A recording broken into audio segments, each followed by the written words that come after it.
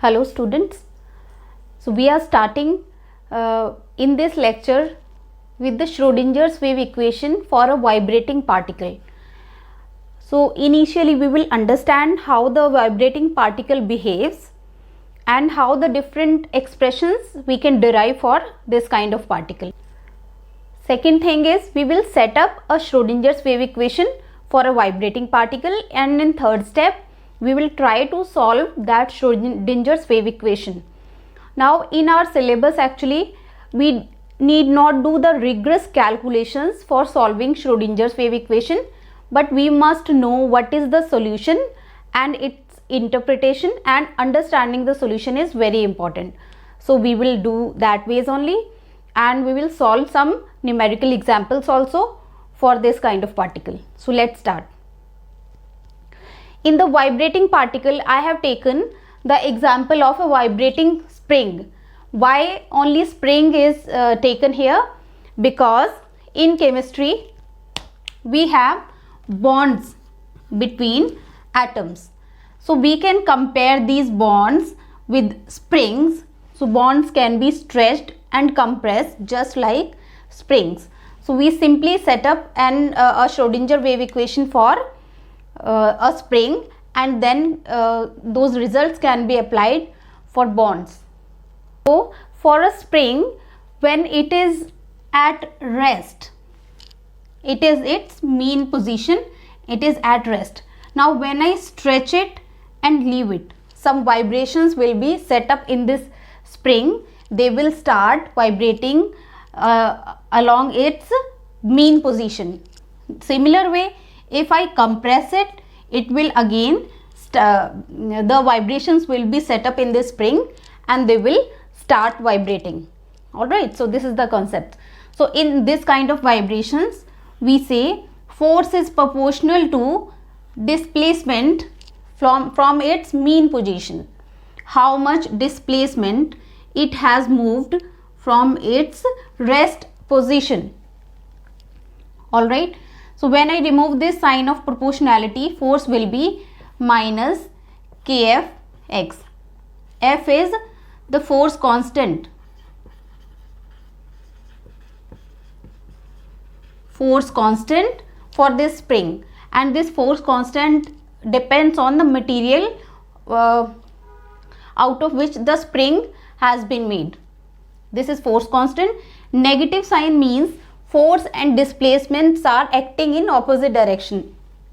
If I stretch it, force will try to bring it to its mean position, and similar will happen if I compress the spring. Alright, so here negative sign has been taken. So this is the relation for force. Now we again know force is equal to mass into acceleration. Acceleration can be given as in terms of displacement also. Alright, this ways. So if I compare these two equations, this is equation number 1 and this is equation number 2. So if I compare these two, I will have m d2x upon dt square is equal to minus kfx. I take m from left hand side to right hand side. So this will become d2 upon dx dt square, and bring m over here and take all the terms on the left hand side. Right hand side will be 0. So we have plus kf upon m x is equal to 0. This is a simple differential equation. So before solving differential equation, the coefficient of this term has to be 1. That's why I took this m over here. Alright, now if this differential equation, if I want to find out the solution for this term should be in square form. So what I do is I simply put root over here and square of that and x. So this will become a square term. So this kind of differential equation will have a solution of this kind. So here x is variable, x is a dependent variable, x will be is equal to a sine of this function into x. So sine of under root kf m and x, not x, here t. This is the solution for this differential equation. On this solution of differential equation, this was the solution.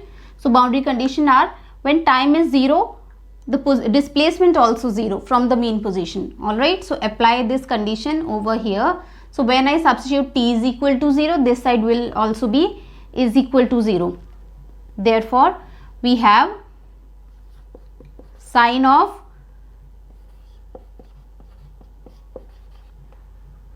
0 is equal to 0.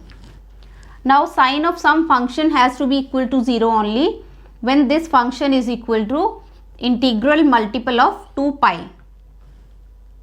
Alright, so this function has to be equal to this. It implies this factor has to be equal to 2 pi n. N will be the quantum number. I will discuss it later. So here see, we have 2 pi, I can take 2 pi over this side.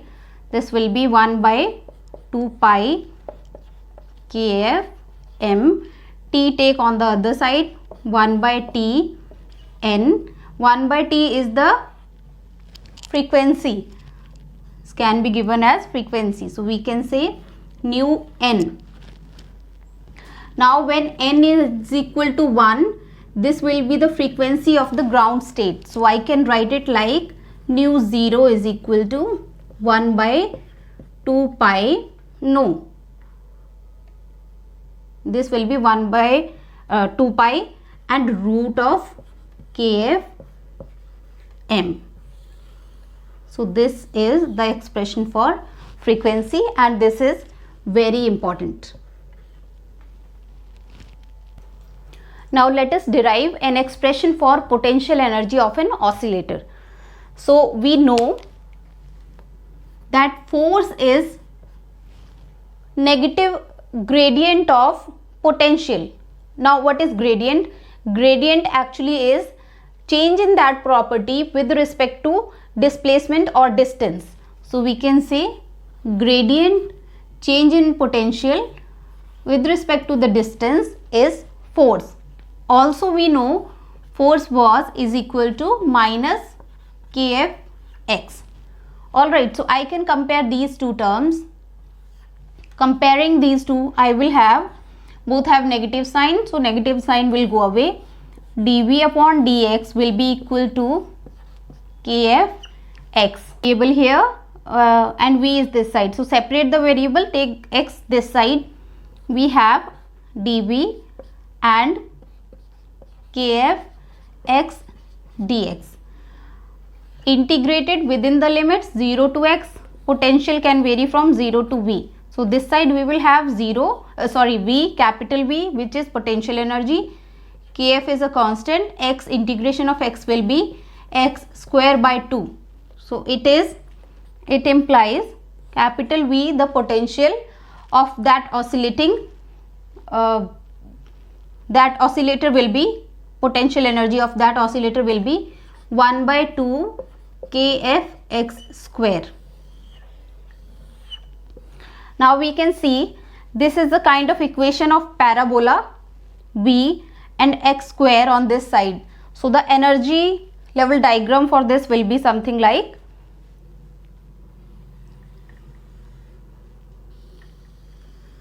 x is varying this side and potential energy is varying this side, capital V. So it will be parabolic. And we will draw different energy level diagrams after solving the Schrodinger's wave equation. So from Schrodinger's wave equation we get two kinds of expression.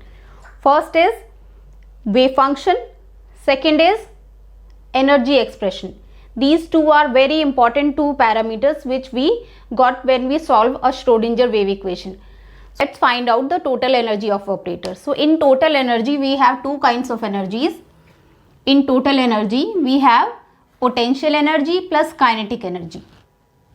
Now potential energy is given as half kFx square. We have already derived an expression for this. Kinetic energy is given as half mv square. Velocity can be written as dx upon dt, its whole square. So this will be the expression for total energy. Now we have an expression x is equal to a sine of kf m t. So from this x we will find out, we will substitute the values of this x over here, and we will again substitute the value of this, differentiate this x with respect to t, do its square and substitute here, right? So first of all we will substitute the value of x square over here. So x square will be a square sine of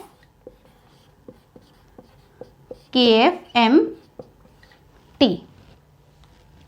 We also know the frequency, we have derived this, is equal to 2 pi, which is kf upon m. If I substitute the value of this factor over here, the expression will be simplified. So x square will be, this factor will be 2 pi nu naught. So kf upon m becomes 2 pi nu naught. Put it over here. So x square will be a square sine of 2 pi nu naught and t, and its whole square also, sine square. This is x square, right? So the expression for potential energy will be half kf a square sine square of 2 pi nu naught and t. Mark this equation as equation number 3, let's say 3, right? Now we have to find out the expression for kinetic energy also, then we will substitute in equation number 3. So for kinetic energy we have half mv square. So let's find out first dx upon dt. From this equation dx upon dt. So dx upon dt will be is equal to d of a sine 2 pi nu naught t. Alright, or dx upon dt, a comes out, a is a constant, differentiate of this minus cos of 2 pi nu naught t into coefficient of t, 2 pi nu naught, right? And we need square of this term, hence square both the sides, square. This will be a square 4 pi nu naught, or let it be like this only, square cos square 2 pi nu naught t, right? So now I can substitute this in the expression for kinetic energy. So this kinetic energy will become 1 by 2 m a square 2 pi nu naught square cos square 2 pi nu naught and t. Alright, now substitute the value of this kinetic energy and potential energy in equation number 3. Is value of v and t over here.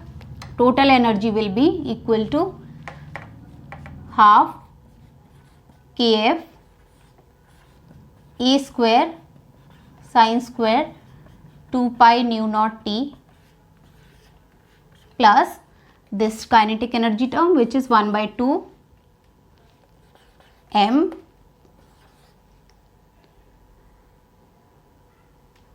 let me take this factor outside. This will be 4 pi square nu naught square. Inside the bracket we have a square cos square 2 pi nu naught T, just to simplify the terms. All right. Now here in this expression I have Kf. So let's see what is the value of Kf in terms of nu naught. So we have,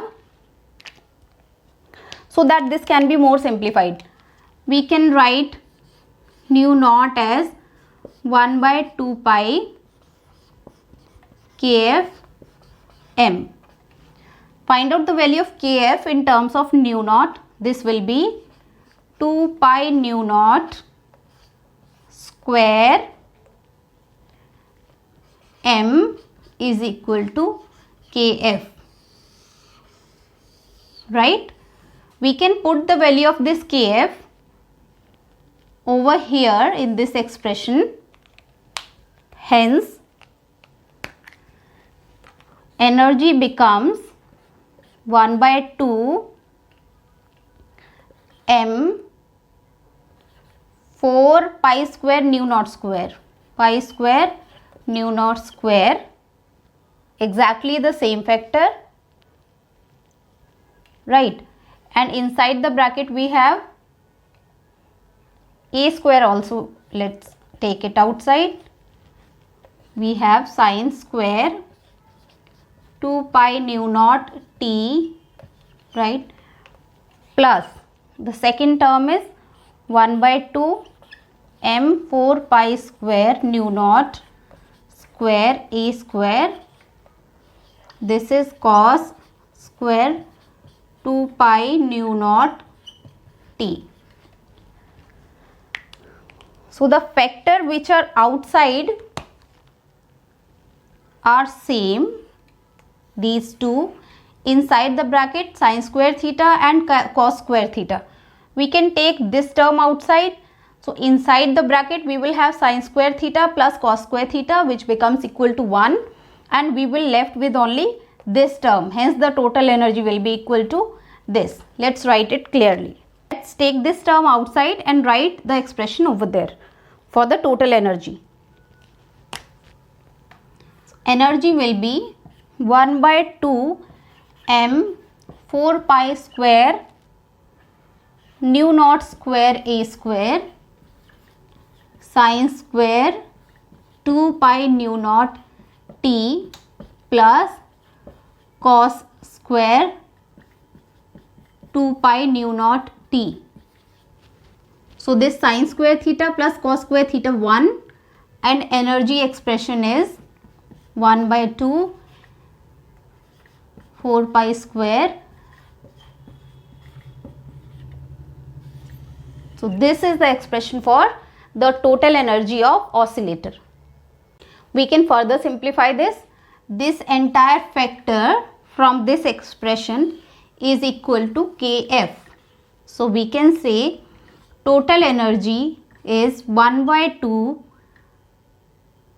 Kf amplitude square. This is the very simple expression for the total energy of the oscillator in terms of force constant and amplitude. Now let's set up the Schrodinger's wave equation for an oscillating particle. The short form of Schrodinger's wave equation is always given as H psi is equal to E psi. H is the Hamiltonian operator, you must remember, and E is the eigenvalue, the energy of the particle. So when we solve a Schrodinger wave equation, we get two parameters. One is wave function, another is energy expression. So this Hamiltonian operator is divided in two parts. First is kinetic energy, second is potential energy. So this will be kinetic energy plus potential energy operator into wave function into E psi, and this is an eigenvalue equation. Now as we have already seen in 1D box, the kinetic energy expression was minus h bar square upon 2m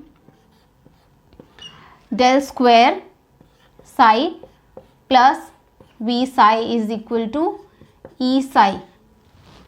We have already seen the expression for V potential energy, which was 1 by 2 kf x square. So if I substitute that value over here,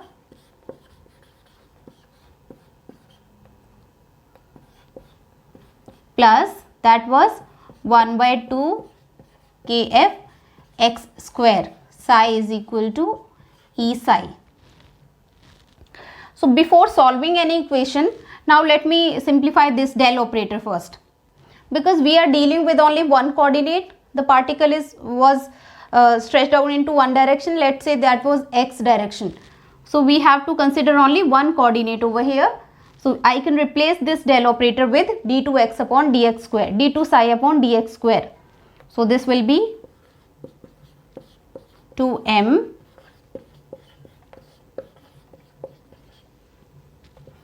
plus 1 by 2 is equal to E psi. Before solving this equation, we must make this coefficient is equal to 1. So to make this coefficient is equal to 1, let's take this E wali term on the left hand side and then divide this entire equation with this factor. Alright. So to simplify it, we will have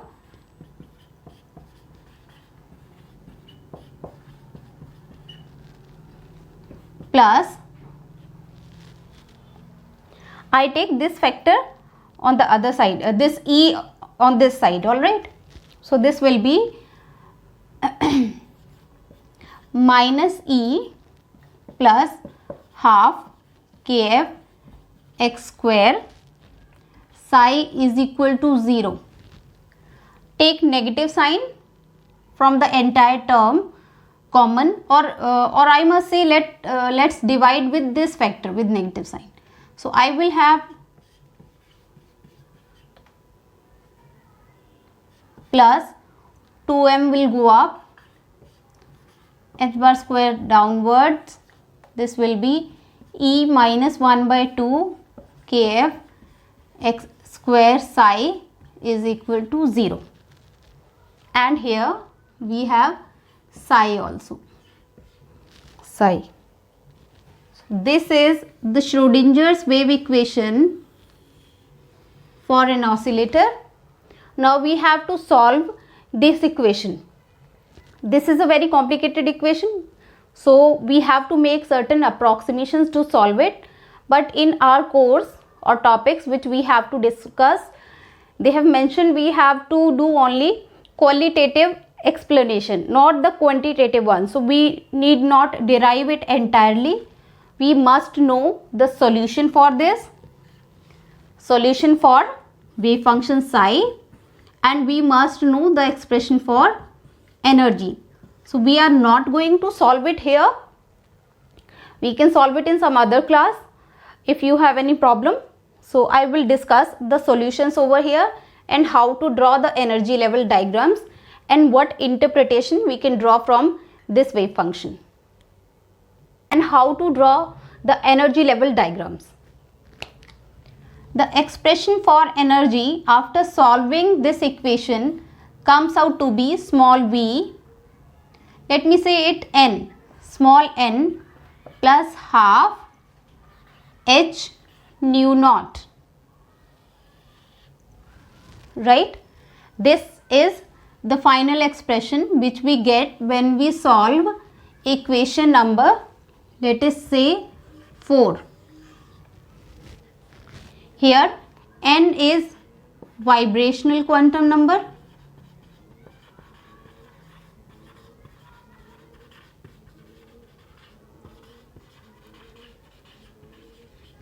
and expression can be written as En. So we can say and the values of n varies from 0, 1, 2 and so on. Alright. So energy expression depends upon the value of n. So we can say energy is quantized. So energy is quantized for an oscillator.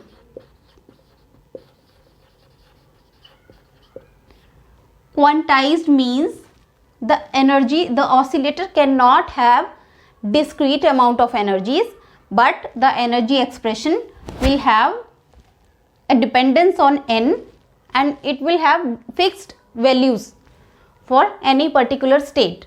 So energies are quantized and not discrete. So from this expression we can say energy for an oscillator are quantized. So from this expression we have En is equal to n plus 1 by 2 h nu naught. We also know the angular frequency is equal to kf upon m, which is equal to 2 pi nu naught. Alright, so in this expression if I multiply and divide by 2 pi, this factor will become omega or omega naught we can say, and this will be h upon 2 pi. So the energy expression can also be written as n plus 1 by 2 h upon 2 pi is equal to h bar and nu naught 2 pi is omega naught. So this is another expression for the energy of an oscillator. So you can give in terms of nu naught also or omega naught also. So let's see what are the energy of different energy levels and what is 0 point energy. Energy this. Now let us discuss energy for different values of n. So when n is equal to 1, energy will be 0 plus 1 by 2 h nu naught. So ground state energy is half. Now this amount of energy is known as 0 point energy.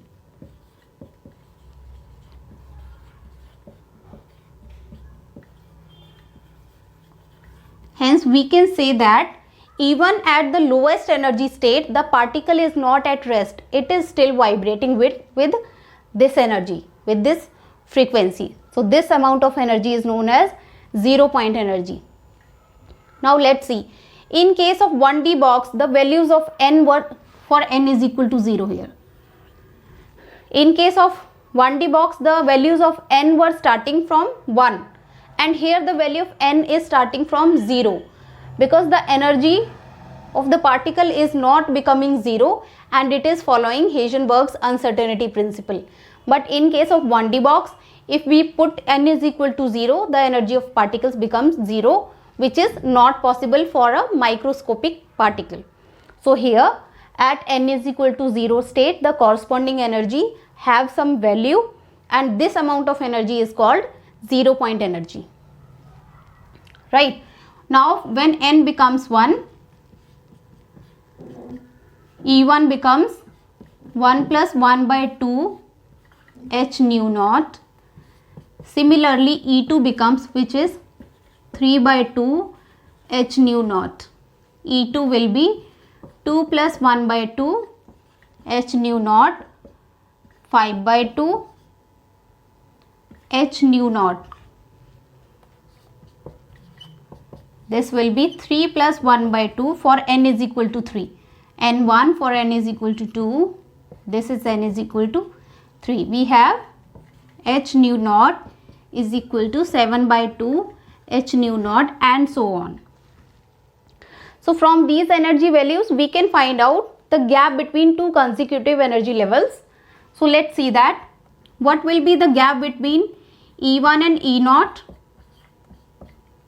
E1 is 3 by 2 h nu naught and E0 is 1 by 2 h nu naught. So this becomes 2 by 2 h nu naught or h nu naught. So energy gap between the ground state and first energy level is h nu naught. Let's see what is the difference between other higher consecutive energy levels. E2 and E1 will be, E2 is 5 by 2 h nu naught, E1 is 3 by 2 h nu naught.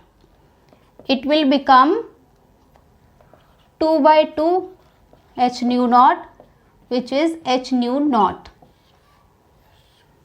Again, when you find out E3 minus E2 or E4 minus E3 and so on, every gap will be come out to be equal to h nu naught only. It means for an oscillator, the energy levels are equally spaced. They are present at equidistant from each other.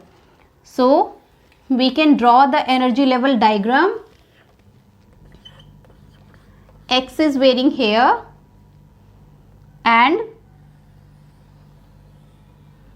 displacement and potential energy from this equation, V is equal to half kf x square. V is varying this side, right? So we have energy level, first energy level, ground state. From the origin, it is present at half h nu naught. This gap is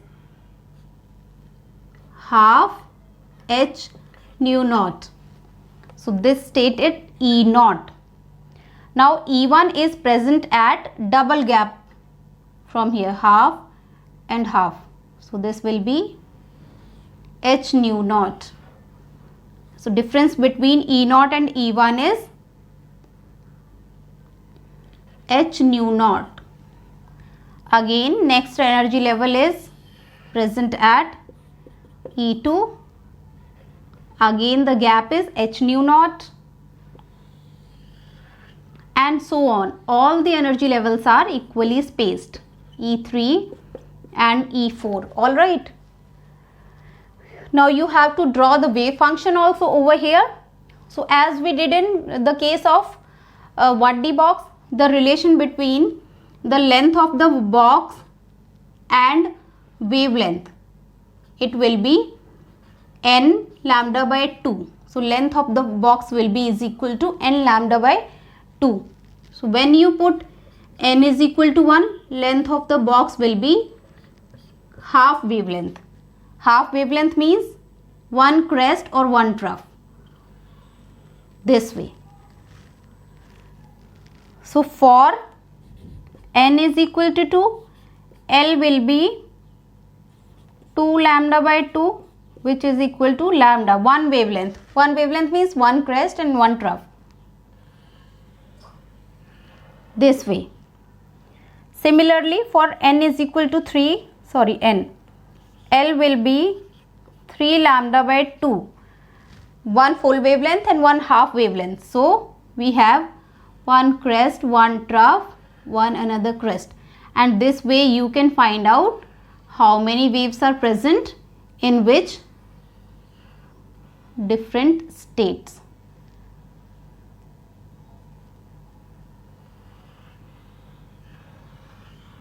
And so on. You can draw as many levels as you want. And the probability density curves can also be drawn in a similar manner. But the probability can never be negative, so all the curves has to be on the positive axis only. So you can draw the probability density curves also for a vibrating particle. First energy level, second, third, and so on. So we have probability this kind. We will have nodal planes also.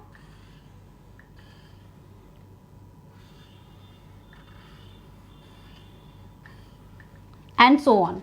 Alright. 0, x. These are the curves for psi square, probability density, and these are the curves for psi. Probability always has to be positive, And again, as we did in 1D box, the probability of finding out the particle at the center of the box will be maximum. Here one nodal plane, here two nodal planes, and so on. You can calculate in a similar manner.